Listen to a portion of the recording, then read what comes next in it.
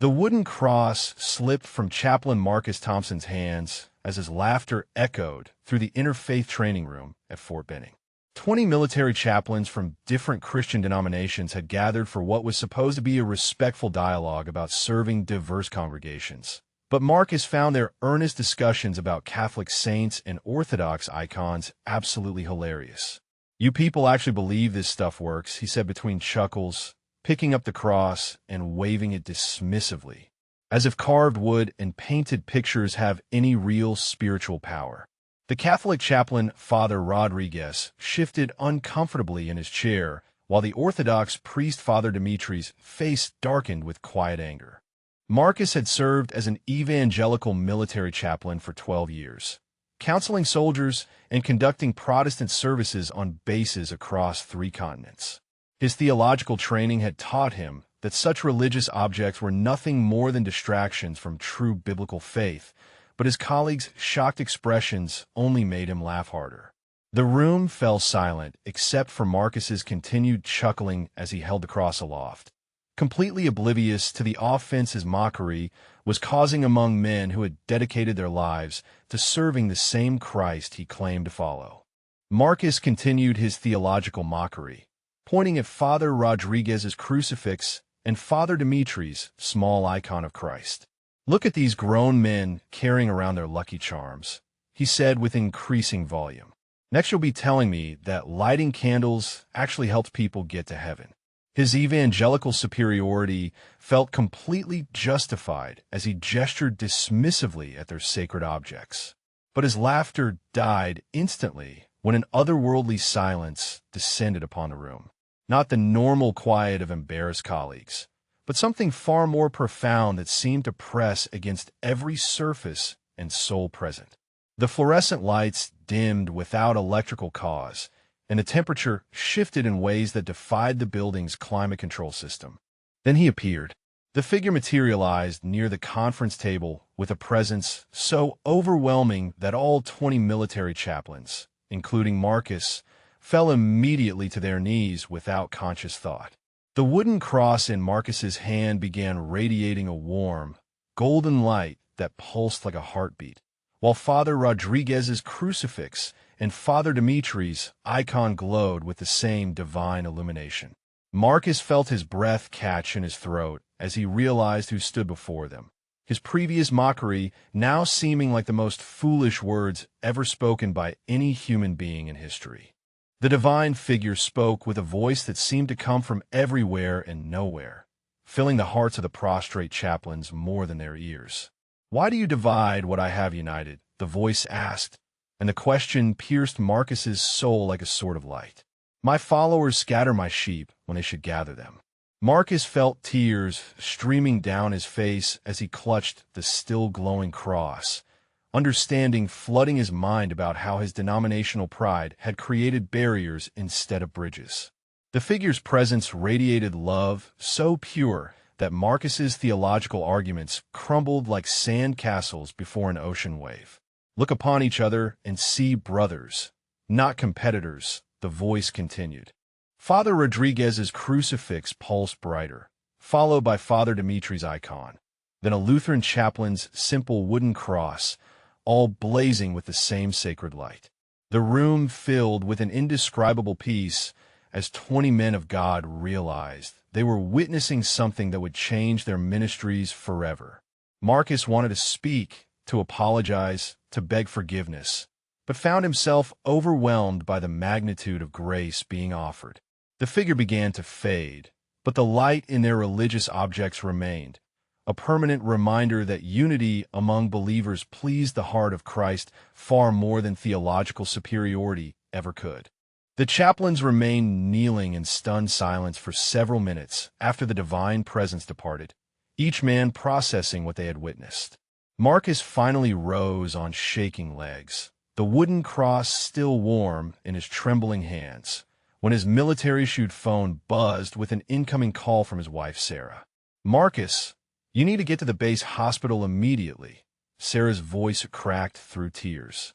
"Emma was in a car accident on her way back to college. The doctors are saying it's very serious.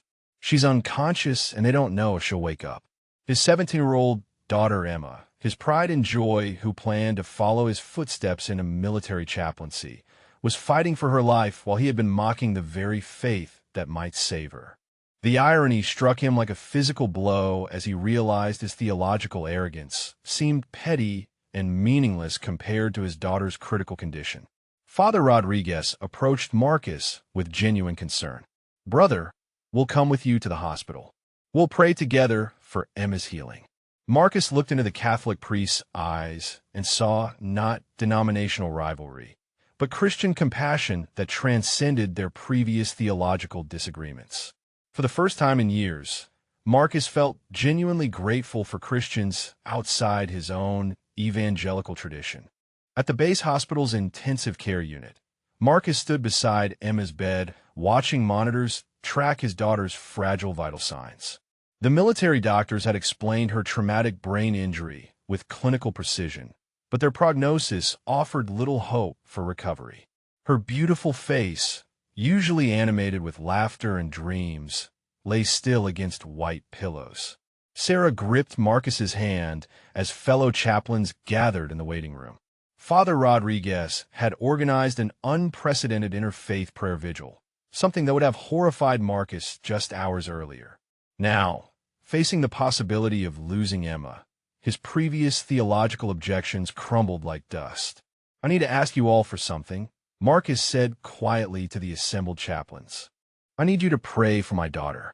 Not just the evangelical prayers I'm comfortable with, but whatever prayers your traditions teach. Catholic intercessions, Orthodox liturgies, Lutheran hymns, everything I mocked today." Father Dimitri stepped forward with his glowing icon, still tucked in his chaplain jacket. "Brother Marcus, we have been praying since we left the training room. Our differences in worship style pale beside our shared love for Christ and for your family." The other chaplains nodded in agreement, forming a circle of united Christian faith that transcended denominational boundaries.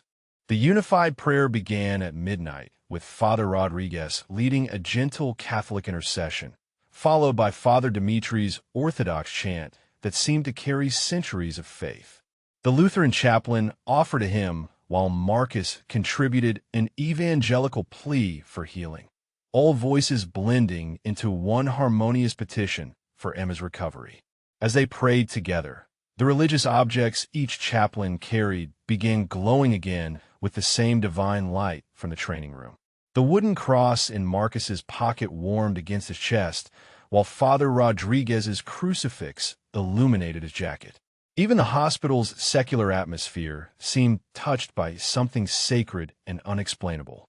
At precisely 2:30 in the morning, Emma's vital signs suddenly stabilized.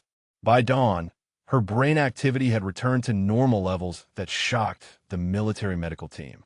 Dr. Patterson, the neurosurgeon, stood bewildered as Emma opened her eyes and spoke her first clear words since the accident. "Dad, I had the most amazing dream about angels," Emma whispered to Marcus. "They were all different, but singing the same song."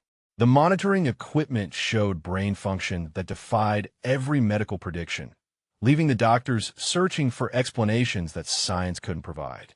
Marcus looked around at his fellow chaplains and knew they had witnessed divine grace flowing through Christian unity rather than denominational division. 3 days after Emma's miraculous recovery, Marcus requested a meeting with every chaplain he had offended during the interfaith training. He found Father Rodriguez in the base chapel organizing supplies for Sunday services across different Christian denominations, something Marcus had previously viewed as theological compromise rather than practical ministry.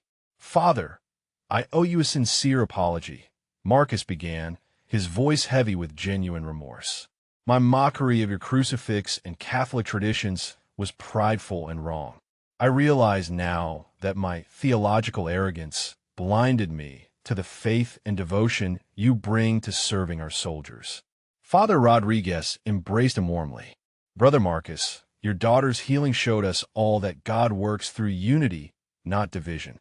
Your apology is accepted, but more importantly, your heart has changed." Marcus continued his rounds, seeking out Father Dimitri to apologize for ridiculing Orthodox icons, then the Lutheran chaplain whose simple wooden cross he had dismissed. Each man received his repentance with grace that humbled Marcus further, showing him the Christian love he had missed while focusing on denominational differences. By week's end, Marcus had volunteered to coordinate the base's first truly interfaith Christian worship service, putting his organizational skills toward building bridges instead of walls between believers. The base chapel renovation project began on a humid Georgia morning with Marcus wielding a hammer alongside the chaplains he had previously scorned. The old interfaith worship space needed updating to better serve soldiers from various Christian traditions, and Marcus had proposed creating sections that honored different denominational practices without compromising anyone's beliefs.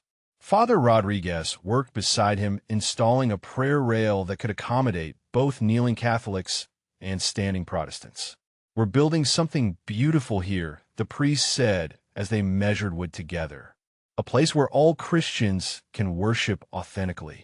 Marcus found unexpected joy in the manual labor, especially when Father Dimitri taught him proper techniques for mounting an icon corner that wouldn't offend evangelical sensibilities while still providing Orthodox soldiers their traditional worship focus. The Lutheran chaplain showed him how to position a simple wooden cross that could serve multiple traditions. Sarah brought lunch for the entire work crew, marveling at her husband's transformation. Emma, fully recovered and radiant with health, helped paint walls while sharing her hospital vision of unified angels with anyone who would listen. By evening, the chaplains had created something unprecedented, a Christian worship space that celebrated unity while respecting diversity, built through shared labor that healed relationships Marcus had damaged through theological pride. Marcus's chaplaincy transformed completely in the months following Emma's miraculous healing. Where he once counseled soldiers by correcting their denominational errors, he now listened with genuine compassion to Catholics struggling with guilt, Orthodox believers facing family crises, and Lutherans questioning their faith during deployment stress. Sergeant Maria Santos, a devout Catholic, sought his guidance about her son's deployment to combat zones. Previously, Marcus would have redirected her from Marian prayers to more biblical approaches. Instead, he said, "Tell me how your faith in Mary's intercession brings you comfort. Then we'll pray together for your son's protection." His religious education classes evolved from denominational superiority lessons to explorations of shared Christian heritage. Marcus taught soldiers about the early church fathers who shaped all Christian traditions, helping evangelicals understand Catholic theology while showing Catholics the biblical foundations that motivated Protestant reforms. The wooden cross from that transformative training day remained in his office, still occasionally glowing with warm light when soldiers needed extra encouragement.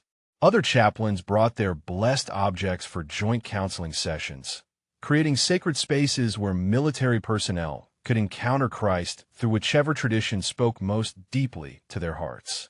Marcus discovered that serving Christ's people mattered infinitely more than defending denominational boundaries. Word of the chaplain's miraculous unity spread throughout Fort Benning as soldiers noticed the unprecedented cooperation between different Christian military clergy. The renovated chapel drew larger congregations as troops felt welcomed regardless of their denominational backgrounds, creating worship experiences that strengthened rather than divided the Christian military community. Colonel Patricia Wright, the base commander, requested a briefing about the chaplain's new collaborative approach. She had received multiple commendations from soldiers praising the inclusive spiritual care they were receiving. "Your interfaith initiative has improved morale measurably," she told Marcus during their meeting. At home, Marcus's relationship with Sarah deepened as she witnessed his transformation from theological pride to humble service. Emma, now preparing for her senior year, often joined him at the chapel to help with youth programs that brought together teenage military dependents from Catholic, Orthodox, Protestant, and Lutheran families. The most profound change came during family devotions, when Marcus began incorporating prayers and hymns from various Christian traditions, teaching Emma that spiritual wealth increased through diversity rather than uniformity. Their dinner table conversations evolved from denominational debates to celebrations of how Christ worked through different expressions of faith. Other military installations began requesting Marcus and his colleagues to share their unity model, spreading the healing ministry beyond Fort Benning's gates. Military correspondent Jessica Chun arrived at Fort Benning to investigate reports of supernatural encounters among the chaplain corps, expecting to debunk what she assumed were exaggerated claims of divine intervention. Her editor at Military Times had assigned the story after receiving multiple tips about miraculous healings and religious objects that allegedly glowed with unexplained light. "I'm here to separate fact from fiction," Jessica told Marcus during their first interview. 20 chaplains claiming to see Jesus appear simultaneously sounds like mass hysteria, not divine revelation. She pulled out her digital recorder with professional skepticism written across her face. Marcus retrieved the wooden cross from his office desk, and Jessica watched in stunned silence as it began radiating warm golden light in response to his touch. Father Rodriguez joined them, bringing his crucifix, which illuminated with identical radiance, followed by Father Dimitri, whose Orthodox icon pulsed with the same supernatural glow. But Jessica's conversion came when Emma entered the office to deliver lunch, carrying medical records that documented her impossible recovery from traumatic brain injury. The teenager's vibrant health contrasted sharply with the neurological damage described in clinical reports, creating evidence that Jessica's journalistic training couldn't rationalize away. As Jessica prepared to leave, she quietly asked Marcus to pray for her own spiritual journey, her professional cynicism replaced by genuine wonder at mysteries beyond human explanation. 2 years later, Marcus stood before the renovated chapel during Fort Benning's first annual Unity in Christ service, watching soldiers from every Christian denomination worship together in genuine harmony.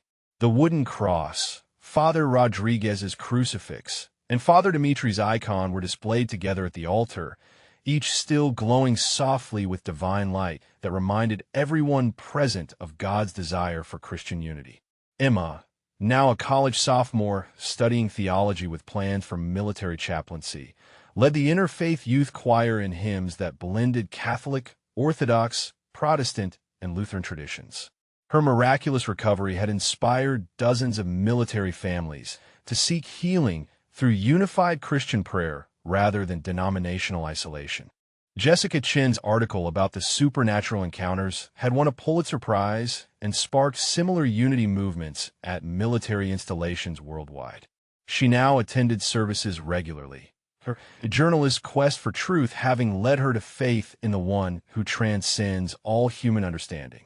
Marcus closed his eyes during the final prayer, remembering his arrogant laughter from that transformative day. His mockery had been transformed into ministry, his pride replaced by purpose, and his division healed through divine intervention that proved Christ's love flows strongest when his followers stand united. Have you experienced unity across denominational lines or witnessed healing through community prayer? Share your story of finding common ground in faith.